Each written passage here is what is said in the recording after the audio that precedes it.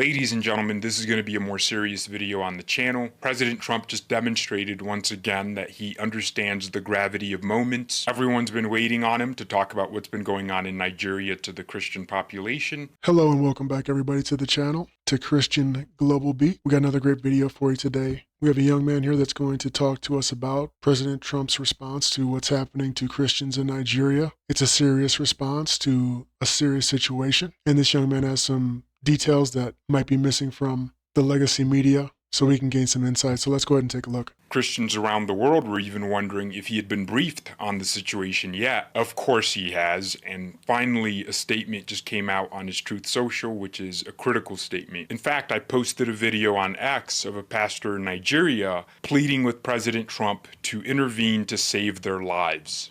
He quite literally said that. We are tired to be outside performing burial every day, and they expect us to silence. Now is an order. Nigerian government came out openly and denied there is no massacre, there is no genocide of Christians in Nigeria, and look at it today. Is there any Muslim here? No. United Nations, I know you're watching me. American Senate, you are watching what I'm doing, I'm saying here. Special advisor to Trump, now, please tell Trump to save our life in Nigeria. They are killing Christians in Nigeria, massacre Christians. If they say they kill Muslims, Muslims are being killed. By who? By Muslims. That video was a literal burial of more massacred Christians. It goes as follows: Christianity is facing an existential threat in Nigeria. Thousands of Christians are being killed. Radical Islamists are responsible for this mass slaughter. I am hereby making Nigeria a country of particular concern. But that is the least of it. When Christians or any group is slaughtered like what is happening in Nigeria, 3,100 versus 4,476 worldwide, something must be done. I'm asking Congressman Riley Moore, together with Chairman Tom Cole and the House Appropriations Committee, to immediately look into this matter and report back to me. The United States cannot stand by while such atrocities are happening in Nigeria and numerous other countries. We stand ready, willing, and able to save our great Christian population around the world. President Donald J. Trump. That's a powerful statement from the leader of the free world. Now, when that pastor said the Nigerian government is denying that this is even going on, he was completely right. The Nigerian government, currently led by Bola Ahmed Tinubu, this senile old man who is perhaps even worse than Joe Biden.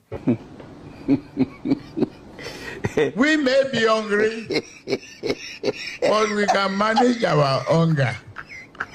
They decided that because admitting the truth would make them look bad, they're just going to ignore the truth instead. It's a sad situation altogether. I think Patrick Bet David in his Valuetainment video did a pretty good job breaking this down, how this is happening, who's behind all this, but I'll give you a general breakdown. So far this year, 7,000 plus Christians in Nigeria have been massacred by radical Islamists. In 2024, that number was 8,000. And the total since 2009 is 60,000 plus. That's according to at least 3 verifiable sources. The perpetrators are Fulani militants who are jihadist herdsmen that are attacking Christian farming villages around the Middle Belt area in Nigeria. The term Middle Belt is pretty self-explanatory. It would be all the middle states, the Plateau, Benue, Niger, all these different states in that area. And then you have a completely separate entity called Boko Haram. Most of us remember Boko Haram for kidnapping the girls and Michelle Obama instead of doing something about it, deciding to pose with the bring back our girls thing. Just saying, Melania Trump would have done way more than that, considering she's currently helping families reunite in Russia and Ukraine. So Boko Haram and this other group called ISWAP, which means Islamic State West Africa Province, are more sophisticated than the other perpetrators. They're basically militaries within Nigeria. They conduct bombings, they kidnap people in the northeast.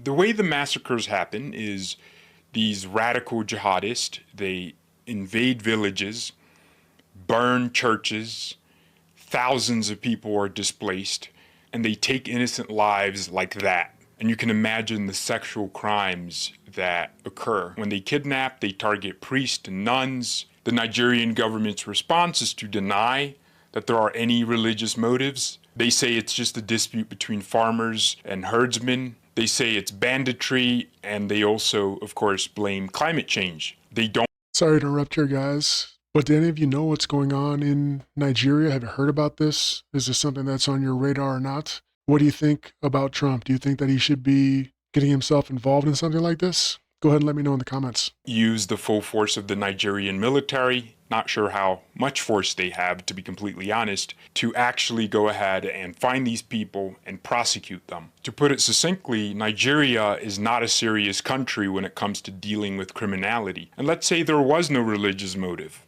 and it was actually just farmers and herdsmen clashing and banditry. Well, it's still an embarrassing thing that happens. 7,000 people in your country getting slaughtered in the first 8-9 months of this year. That's a big problem. The motive doesn't matter at all. If you ask the Christians in Nigeria, would you rather have the government admit that it's happening because you're Christian, but do nothing, or say it's not because you're Christian, but do something about it? They're going to pick the latter. They'll tell you, all right, hands up, it's not because we're Christian, but at least you're doing something about it. Now let's get to exactly what President Trump is doing by adding Nigeria to this country of particular concern. This is not a new thing with Nigeria. He did this in 2019 because of this very reason. And you know what? The government actually started cracking down on these jihadists. The numbers went down.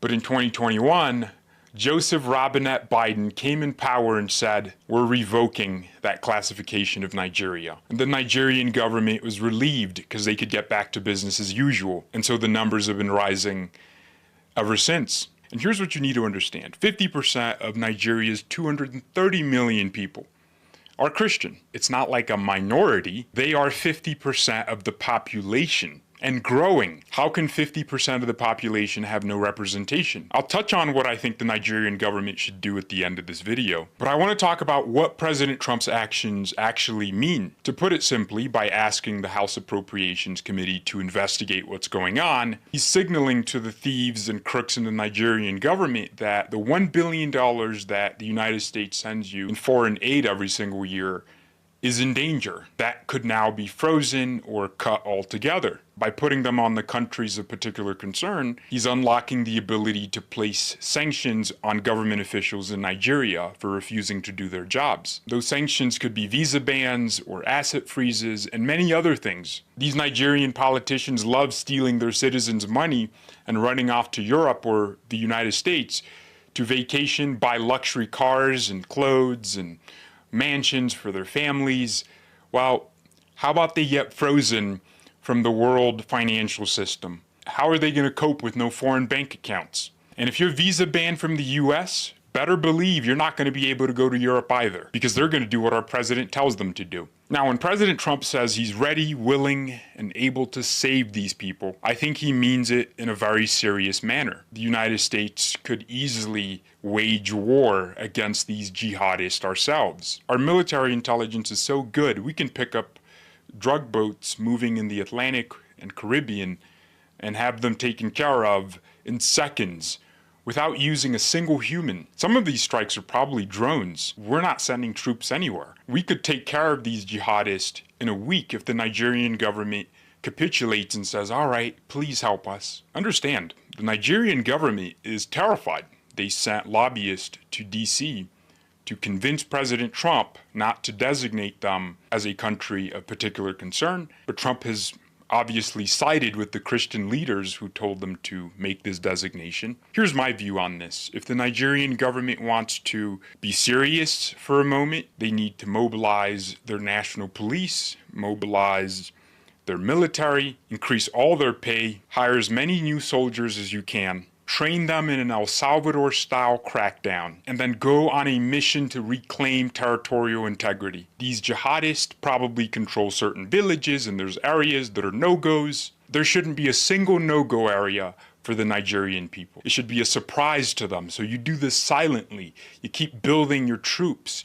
You make your leadership accountable. Although I think the new Nigerian president has done some good, even though he's a complete puppet and he's senile, he's implementing a technocracy in Nigeria. I listened to the Nigerian finance minister.